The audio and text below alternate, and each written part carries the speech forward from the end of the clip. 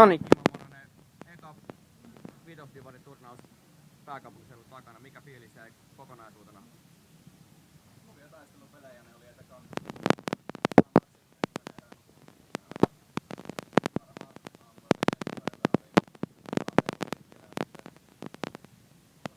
eteenpäin se oli meidän hallinta ihan täysin.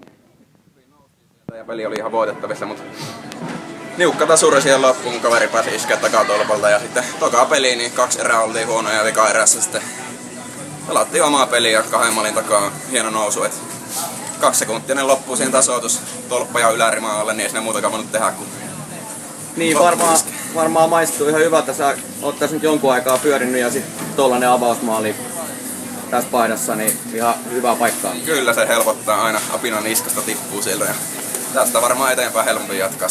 Miten noin yleisesti, mikä fiilis on noin kauteen lähtee, että miltä on tuntunut, sä oot nyt tullut uutena joukkueeseen? No välivuoden jälkeen niin sanotaan, että kyllä se pari viikkoa on aikamoista pallon tuntumaa hakemista siinä, että koko ajan niin omaa tuntumaa, että paranee. Että varmaan helpottuu taas tämäkin homma. Että koko ajan pääsee joukkueeseenkin paremmin sisään mukaan, niin hyvä jatkaa.